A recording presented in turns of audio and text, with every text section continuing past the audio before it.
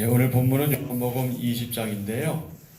우리 토요일부터 우리 19장 14절 이하부터 한번 확인하고 오늘 본문 말씀 살펴보겠습니다. 요한복음 19장 14절부터 22절까지는 그 주제가 그 십자가에 못 박히신 만왕의 왕, 그 십자가에 못 박히신 만왕의 왕. 빌라도는 가이사 외에는 왕이 없다는 유대인들의 외침에 굴복하지요. 그래서 예수님을 십자가에 못 박도록 넘겨줍니다. 여러분 잘 아시는 것처럼 십자가는 세로 그리고 가로로 되어 있잖아요. 근데 보통 세로 나무는 이미 이 사형 형장에 박아놓고 이제 좀 헷갈리네. 가로 나무를 들고 이제 십자가까지 가는 거거든요. 근데 이 세로 나무의 무게? 가로 나무가 좀 헷갈리지. 이게 가로고 이게 세로죠. 네. 약간 헷갈려요. 예, 그 무게가 약 40kg, 34에서 57kg 정도 된다고 해요. 일단 기본적으로 40kg 되는 그 세로 가로나무를 지고 이제 올라가시는 거죠. 근데 전체 무게는 약 136kg라고 그래요. 그 십자가의 무게가 일반적으로. 근데 이제 간이식으로 하는 십자가도 있겠지만 아마 예수님이 진 십자가는 그 정도 나가는 무게였던 것 같아요. 그러니까 그 무게가 나가는 십자가 하나를 드시고 골고다로 가신 그 예수님, 그 십자가에 못 박히실 때 이미 두 사람도 이제 사형을 같이 받는 거죠. 십자가형을. 빌라도가 나사렛 예수 유대인의 왕이라 기록된 패를 그 십자가 위에 붙입니다. 그 다음에 19장 23절부터 30절의 주제는 온전한 순종과 사명 완수. 군인들이 예수님을 십자가에 못 박은 후 예수님 옷을 나누어 가지고 위아래를 통으로 짠 속옷은 제비 뽑아 가져갑니다. 십자가에서 예수님은 사랑하는 제자에게 어머니를 부탁하지요. 예수님은 성경을 응하게 하시려 내가 목마르다 하십니다. 그리고 다 이루었다 하신 후 영원히 떠나가십니다. 19장 31절부터 42절은 주제가 무엇입니까? 예수님을 장사 지낸 용기와 사랑. 십자가에 못 박혀 계신 예수님의 옆구리를 한 군인이 찌른 내용이죠. 그리고 아리마대 사람 요셉이 준비해둔 새 무덤에 예수님의 시신을 둔 그런 내용입니다. 한 군인이 예수님의 다리를 꺾는 대신 어떻게 합니까? 창으로 옆구리를 찌르죠. 다리를 꺾는다는 것은 더 빨리 이제 죽게 하려고 하는 건데 예수님 이미 죽으신 거예요. 그러니까 다리를 꺾을 필요가 없어서 대신 창으로 옆구리를 찌릅니다. 그러자 피와 물이 나오죠.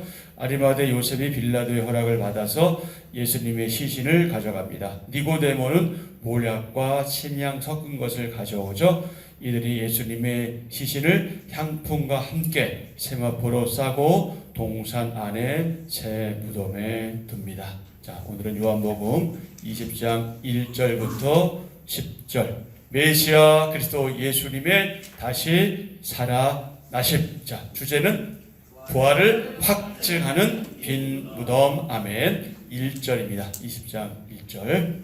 안식 후 첫날 일찍이 아직 어두울 때에 막달라 마리아가 무덤에 와서 돌이 무덤에서 옮겨진 것을 보고 시몬 베드로와 예수께서 사랑하시던 그 다른 제자에게 달려가서 말하되 사람들이 주님을 무덤에서 가져다가 어디 두었는지 우리가 알지 못하겠다 하니 베드로와 그 다른 제자가 나가서 무덤으로 갈새 둘이 같이 다름질하더니 그 다른 제자가 베드로보다 더 빨리 달려가서 먼저 무덤에 이르러 구부려 세마포 놓인 것을 보았으나 들어가지는 아니하였더니 시몬 베드로는 따라와서 무덤에 들어가 보니 세마포가 놓였고 또 머리를 쌌던 수건은 세마포와 함께 놓이지 않고 딴 곳에 쌌던 대로 놓여 있더라. 그때야 무덤에 먼저 갔던 그 다른 제자도 들어가 보고 믿더라. 그들은 성경에 그가 죽은 자 가운데서 다시 살아나야 하리라 하신 말씀을 아직 알지 못하더라. 이에 두 제자가 자기들의 집으로 돌아가니라. 말씀 요약. 안식 후 첫날 일찍이 막달라 마리아가 예수님의 무덤으로 갑니다. 돌이 옮겨진 것을 본 그녀는 당연히 당황하겠죠. 분명히 그 무덤인데. 베드로와 예수님이 사랑하시던 제자에게 달려가서 무덤 안에 시신이 사라진 것을 전합니다. 두 제자가 달려와서 무덤에 들어가 예수님 머리를 쌌던 수건이 세마포와 함께 놓인 것을 보고 집으로 돌아가는 그런 내용이 오늘 본문의 내용입니다. 오늘 내용은 크게 두 부분으로 역시 구분되는데요. 1절부터 2절, 3절부터 10절. 1절부터 2절의 주제는 막달라 마리아와 빈 무덤. 3절부터 10절은 부활을 알지 못하는 두 제자. 막달라 마리아가 부활하신 예수님을 최초로 목격하죠. 빈 무덤을 최초로 목격합니다. 이날은 안식 후, 그러니까 안식 후니까 언제예요? 안식이 토요일이잖아요. 안식 후 첫날이니까 일요일. 우리로 말하면 이제 주일이죠. 새벽 즈음에 이 이제 사건을 경험하게 되는 거죠. 근데 이날은 안식일인데 어떤 날이냐면 큰 날이라고 그랬어요. 안식일 큰 날이라고 표현하고 있는데 왜 안식일인데 큰 안식일이냐? 그해 6월절의 첫날과 겹치기 때문에 그래서 큰 날이라 그렇게 표현하고 있습니다. 여러분 아시는 것처럼 안식일은 금요일 오후 6시부터 그 다음날 오후 6시까지가 이제 안식일인데, 자, 이 막달라 마리아는 어떤 여인이었습니까? 7귀신 들렸다가 치유받은 후에 자신의 모든 것으로 예수님을 섬겼던 그런 여인이죠. 아직 어두울 때 대략 새벽 3시부터 6시 사이 무덤을 찾아갑니다. 이 팔레스타인 지방은 혹시 성지순례 다녀오신, 흔히 말하는 성지순례 다녀보시는 분 있습니까? 여러분 중에? 없군요. 저도 없는데 아직. 팔레스타인 땅은 조금만 파도 바위가 튀어나올 정도로 바위가 많다고 그래요. 그래서 땅을 파고 이 시신을 묻는 것, 이것은 좀 쉽지 않은가 봐요. 우리나라처럼. 우리 땅 파면은 쉬운데 여기 바위가 나오니까 어려움이 있는 거죠. 이제 그래서 석회석으로 된 그 산에 어떤 천연 동굴이나 아니면 이제 바위를 파서 만든 그 동굴을 무덤으로 사용했다고 합니다. 보통 그 무덤의 폭과 길이는요, 약 1m에서 3m인데 높이는 약 1.2m라고 그래요. 그러니까 높지 않죠. 1.2. 그러니까 지금 여기 어떻게 들어가야 되겠어요? 들어가려면 몸을 구부리고 들어가야 되겠죠. 서서 들어갈 수는 없을 정도의 이제 그런 높이인 거죠. 그리고 무덤 입구는 잘 다듬지 않은 둥근 돌로 이제 되게 이제 막았던 것 같습니다. 자, 1절입니다. 안식 후 첫날 일찍이 아직 어두울 때에 막달라 마리아가 무덤에 와서 돌이 무덤에서 옮겨진 것을 보고 예수님 시신의 향품을 바르기 위해서 찾아간 거죠. 예수님을 향한 여인들의 사랑이 십자가 죽음 이후에도 한결같이 이어집니다. 무덤에 돌이 옮겨져 있고 예수님 시신이 보이지 않자 그녀는 제자들에게 달려가 그 사실을 알립니다. 다 같이요. 예수님의 부활은 기독교 신앙의 근간이요 핵심입니다. 무덤이 비어 있기에 예수님이 부활하신 것이 아니라 예수님이 부활하셨기에 무덤이 비어 있는 것입니다. 아멘. 자, 2절 봅니다. 시몬 베드로와 예수께서 사랑하시던 그 다른 제자에게 달려가서 말하되 사람들이 주님을 무덤에서 가져갔다. 어디 두었는지 우리가 알지 못하겠다 하니. 자, 이 시신이 없어졌다는 소문을 듣자 베드로와 예수님을 사랑하시는 예수님이 사랑하시던 제자 누구? 요한이 즉시 무덤으로 어떻게 한다? 달려갑니다. 3절 베드로와 그 다른 제자가 나가서 무덤으로 갈새. 4절 둘이 같이 다름질하더니 그 다른 제자가 베드로보다 더 빨리 달려가서 먼저 무덤에 이르러. 그러니까 달려갔다는 게 무엇을 의미하겠어요? 지금 마음이 급한 거죠. 마음이 엄청 급한 거예요. 예, 그들의 마음이 어떨지 우리가 한번 생각해 볼 수 있는 그런 표현인 거죠. 예를 들어서 우리가 저도 뭐 부모님 이미 다 먼저 보내드렸지만 부모님이 위험하다, 뭐 다급하다, 뭐 돌아가실 만 그럴 때 그래, 알았어. 그래 걸어가는 사람들은 없을 거예요. 마음이 일단 다급해지잖아요. 이한 거 아니 생명 다음은 그거 뭐 끝난 건데 사실은. 그런데 어떻게 해요 우리는? 그래도 어떻게 합니까? 달려가잖아. 그러니까 그 마음이거든. 이게 어떻게 된 일이야? 아니 그러니까 여기에는 이제 함정이 있는 건 뭐냐면 예수 부활하신 거에 대한 인식은 없는 거고 무덤에 시신이 없으니 놀랄 수밖에 없는 거지. 우리 지금 마지막으로 지금 시신을 향품도 바르고 해야 되는데 무덤이 없어졌다고 하니까 이게 뭐 어떻게 된 거지? 마음이 급해지니까 그렇게 달려가게 된 거죠. 없어질 리가 없는 그 사건이 벌어졌으니까. 베드로는 무덤 안으로 들어가서 온몸을 쌌던 세마포가 머리를 쌌던 수공과 함께 누이지 않고 딴 곳으로 놓인 것을 확인하게 됩니다. 자, 5절. 구부려 세마포 놓인 것을 보나 들어가지는 아니하였더니 시몬 베드로는 따라와서 무덤에 들어가 세마포가 놓였고 또 머리에 쌌던 수고는 세마포와 함께 놓이지 않고 딴 곳에 쌌던 대로 놓여 있더라. 빈 무덤을 막달라 마리아 이어서 두 제자도 확인했는데, 자 우리 8절 보시면 그때야 무덤에 먼저 갔던 그 다른 제자, 그 누구겠어요? 요한이겠죠. 그러니까 베드로가 더 급할 것 같은데 요한이 더 먼저 들어갔네요. 예. 무덤에 먼저 갔던 그 다른 제자도 들어가 보고 믿더라. 그때야 무덤에 먼저 갔던 그 다른 제자도 들어가 보고 믿더라. 우리가 이 문맥을 보면 제자들이 믿음을 갖게 된 그 내용이 확실하지가 않아 보여요. 이게 부활하신 주님을 만나러 간 건지 아니면 없어졌다는 것 때문에 간 건지 어쨌든 뭐 들어가 보고 믿더라 그렇게 표현하고 있는데 9절에 보면은 뭐라고 되어 있어요. 그들은 성경에 그가 죽은 자 가운데서 다시 살아나야 하리라 하신 말씀 아직은 알지 못하다 이렇게 표현하고 있으니까 요거 좀 알쏭달쏭한 그런 표현이기는 하죠. 그래서 단순히 무덤에서 예수님이 시신이 없어진 것을 믿었다는 것을 말하는 건가? 뭐 이런 인상을 주기도 하는데, 근데 중요한 것은 무엇이냐면 이들이 이때부터 이제 빈 무덤의 의미를 비로소 생각하기 시작했다는 거예요. 매우 중요한 부활 신앙의 이제 출발입니다. 여러분 세상의 위인들이나 세상에 소위 잘 나갔던 사람들, 물론 지금은 다 화장문화긴 하지만 과거에 어떻게 했어요? 무엇으로 그의 죽음을 좀 뭐라 그러죠? 높였다고 그럴까? 이 사람 살아가면서 굉장히 훌륭한 일하고 갔어. 이 표현이 뭐였던 거예요? 거의 무덤이었잖아요. 그래서 무덤을 화려하게 꾸미기도 하고 크게 하기도 하고 그렇잖아요. 대표적으로 왕릉 같은 거 그렇잖아요.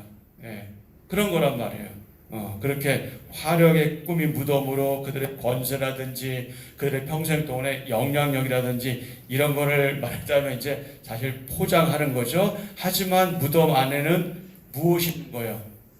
그들의 시신이 있잖아요. 결국 끝났다는 걸 말해주고 있어요. 별 의미가 없는 거예요. 그러니까 무덤이 크던 작던 그건 아무 의미가 없는 거잖아요. 왜? 결국은 죽은 거니까 아무 의미가 없죠. 하지만 예수님의 무덤에는 그분의 시신이 없어졌다는 것은 무엇을 의미합니까? 다시 살아나셨다, 부활하셨다 하는 것을 나타내기 때문에 그 빈 무덤의 의미는 너무나 중요하죠. 무덤은 오히려 예수님의 살아계심을 증언합니다. 당시 권력자들이 부활을 전하는 제자들의 입을 다물게 할 수 없었던 당혹스러운 증거도 뭐예요? 빈 무덤이에요. 그러니 오죽하면 누군가 훔쳐갔다고 얘기해라, 뭐 제자들이 가져갔다고 얘기해라, 이런 식으로 말을 퍼뜨렸겠어요. 로마 군인의 그 무덤을 지키던 자에게 돈을 주고 매수하면서까지. 그러니까 그건 어떻게 할 수 없는 거예요. 요즘 말로 말하면 흔히 말하는 빼박 증거이기 때문에 어떻게 할 수가 없었어요. 빈 무덤이었습니다. 우리에게도 죽음이 없는 부활 생명이 있습니다. 그러니 오늘도 우리가 이 기쁨으로, 이 감사의 마음으로 또 이 자리에 나와서 우리가 하나님께 기도하고 말씀을 나누고 있는 거죠. 빈 무덤은 막달라 마리아에 이어서 두 제자도 확인한 것으로 무엇을 확신한다? 확증한다? 예수님의 부활을 확증한다. 그러나 하지만 두 제자는 이 사건을 죽은 자 가운데서 다시 살아나리라고 하신 예수님 말씀과 연결해서 깨닫지는 못했다. 이렇게 오늘 9절에 기록하고 있죠. 자, 다 같이 예수님이 말씀하신 모든 것을 생각나게 하실 보혜사 성령님이 아직 오시지 않았기 때문이다. 아직은 이들이 주님께서 말씀하신 보혜사 성령님 아직 경험하지 못했어, 체험하지 못했어. 그러니까 결국 이들의 확실한 기점은 뭐냐면 성령님의 강림과 성령 충만 사건이었어요. 그 이후로 이들은 180도 변하게 돼서 무엇까지 아끼지 않는 되는 거예요? 생명까지 아끼지 않게 되는 거예요.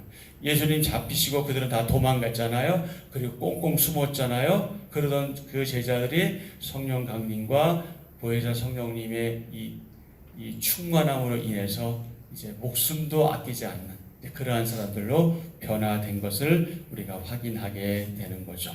예수님은 무덤에 머물러 계시지 않고 사망 권세를 이기고 부활하신 분이십니다. 빈 무덤이 예수님의 부활에 대한 확실한 증거가 됩니다. 저는 그 사실을 믿습니다. 여러분도 믿으시죠? 아멘. 안식 후 첫날 예수님의 무덤을 찾은 막달라 마리아는 무덤이 있는 것을 발견합니다. 이 사실을 베드로와 요한에게 알렸고 그들도 무덤이 빈 것을 확인합니다. 아직 예수님의 부활에 대한 말씀을 이해하지 못한 이들은 다시 집으로 돌아가죠. 성도는 예수님의 무덤이 비어있다는 이 증언을 통해 예수님의 부활을 확신하고 이로 인해서 무엇을 갖는다? 소망을 갖는다.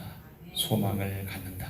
그러니 우리는 소망 중에 살아간다.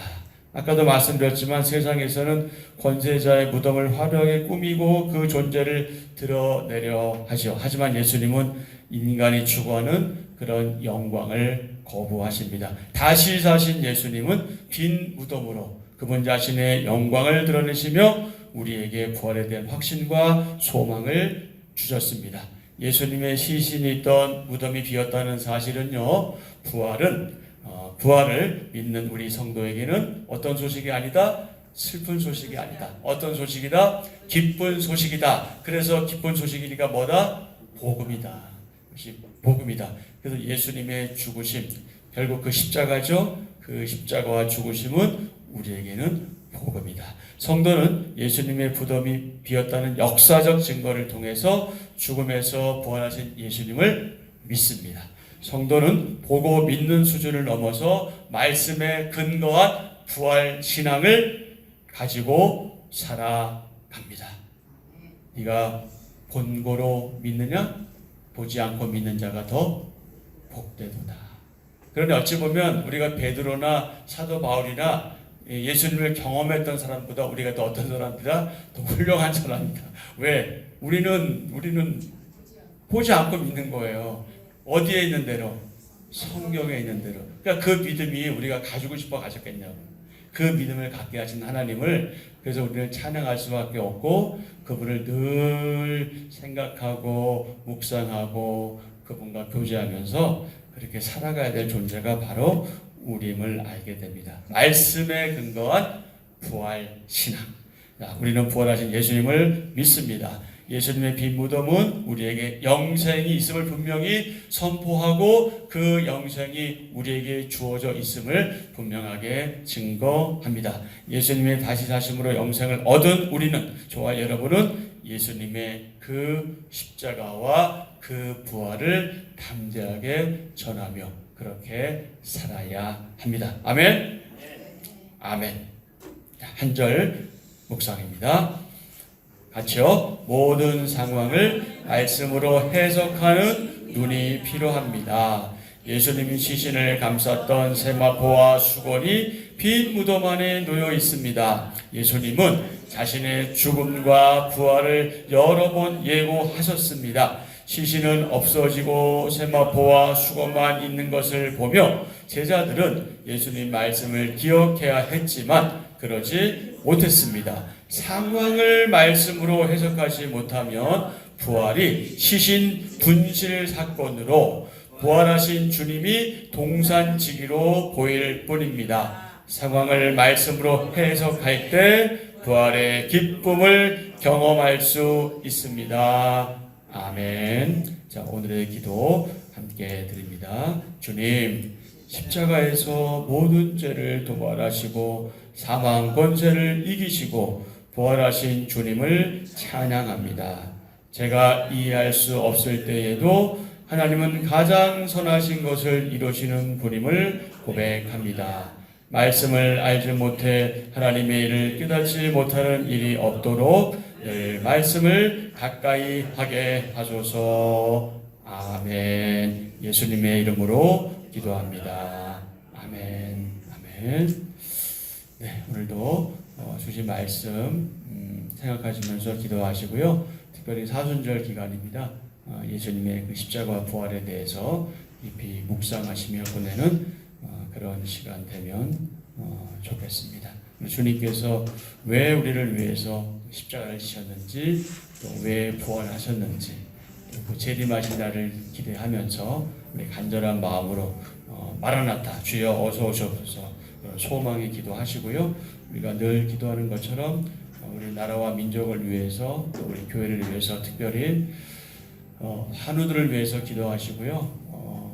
또 다 말씀드릴 수가 없지만 마음의 상처를 받고 있는 분들, 그 상처가 자신으로부터 온 것인지 누구로부터 온 건지 알지는 못해. 어쨌든 우리는 그분들에 대해서 좀 긍휼한 마음을 가져야 되니까 그런 마음을 가지시고, 우리 지체들 가운데 마음의 고통이나 어려움으로 인해서 힘들어하는 지들 생각나신 대로 기도해 주시고, 우리 자녀들을 위해서 기도해 주시고, 여러분 개인적인 간구하시고 이렇게 하루 일정 시작하시면 좋겠습니다.